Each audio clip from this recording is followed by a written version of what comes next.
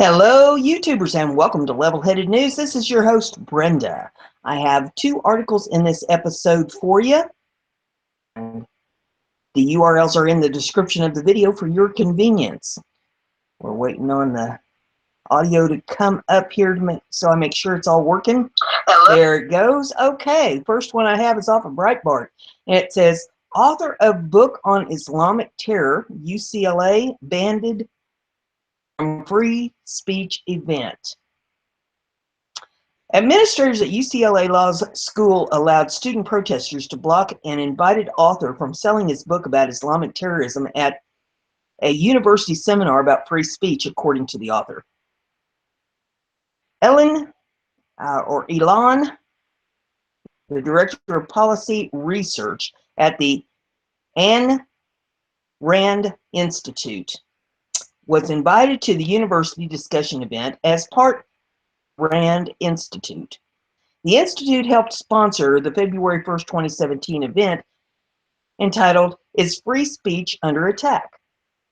Journo is co-author of Failing to Confront Islamic Totalitarianism, Bush to Barack Obama and Beyond, and was given the green light to sell his book among the booksellers outside the panel discussion.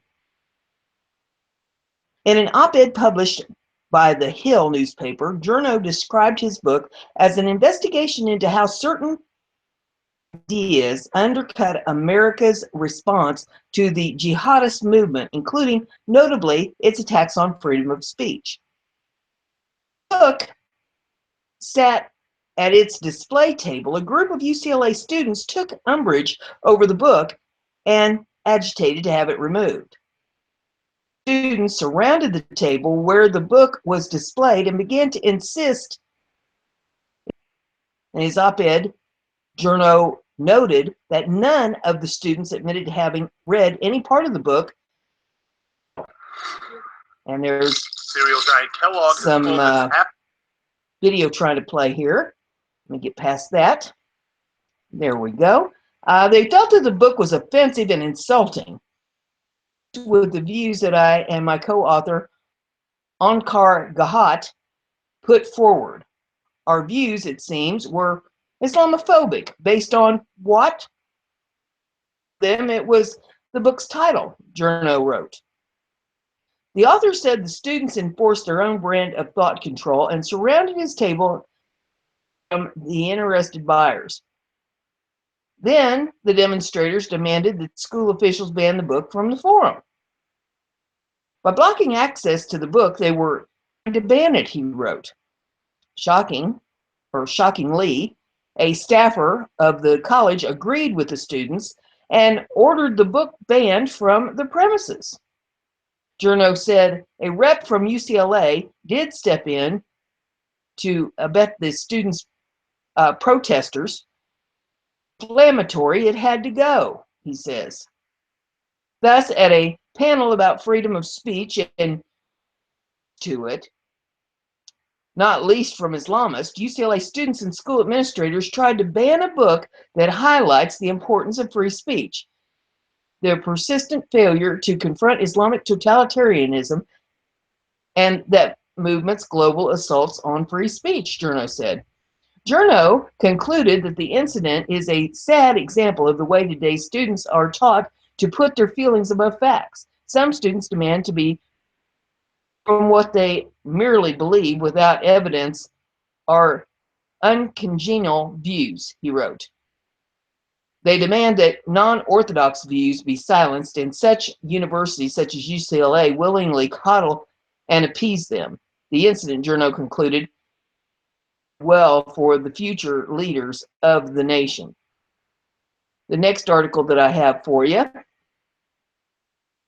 off of Disobedient Media, says Facebook caught auto-censoring controversial content about Merkel. Zuckerberg. And an attempt to share a 2-year-old article by CNBC has revealed what appears to be Facebook participation in minimizing comments made by Zuckerberg affirming his support for censorship on the platform. The article discussed comments picked up on a hot mic during a conversation between German Chancellor Angela Merkel and Mark Zuckerberg, where Merkel asked Zuckerberg to censor speech critical to immigrants, and Zuckerberg agreed to do so. The decision by Facebook to censor news content online pertaining to comments made by their CEO raises questions about their commitment to transparency and free speech. The article was first posted to Twitter by Disobedient Media managing editor Ethan Lyle. Immediately after, the article's URL was copied from the tweet and posted directly onto Lyle's personal Facebook page. The Twitter link description reports that Merkel was commenting to Zuckerberg about the anti-immigration speech online. The Facebook link description, however, merely states that Merkel chided Zuckerberg over hate speech. Screenshots of the two link descriptions can be seen below, and if you pull up this article, you'll be able to take a look at that. Ethan Lyle puts out the tweet that says, "Hot mic, are you working on this?" Merkel asked in English, to which Zuckerberg replied in the affirmative. And the article continues. It says, "The choice of Facebook to represent Merkel's comments as pertaining to hate speech is disingenuous and false. Nowhere in the original article are the words Merkel chides Facebook CEO over his hate post to be found. Facebook's alternate title minimizes the comments of Mark Zuckerberg affirming his dedication to working with Merkel to censor anti-immigrant Facebook posts. Referring to such speech as hate post both misrepresents such speech and appears to be an intentional attempt to prevent readers from noticing Zuckerberg's comments, which indicate a willingness to collaborate with foreign leaders with the goal of stifling free speech of citizens around the globe. Censorship comes after Zuckerberg edited a manifesto to remove an omission monitoring private channels of communication. This February, Zuckerberg released a 5,700 word essay warning about isolationist threats to globalism, stating that Facebook was there to help counteract popular trends and pro-sovereign state ideologies. The original draft of the essay was revised to remove a reference which had revealed that Facebook activity monitored private conversations of individuals accused of plotting terrorist attacks. Given the controversial subject matter in the CNBC article, only one conclusion can be made from Facebook's altercation of its title. It is intentionally worded to conceal comments by Facebook's CEO signaling his willingness to censor dissenting political opinions. In this episode, but there's going to be more to follow. I got a lot of news to get through. If you like what I'm doing here, give it a thumbs up, share it on your social media so everybody gets to hear the news. Yet, you might try that, and that way you'll stay informed. See you in the next one.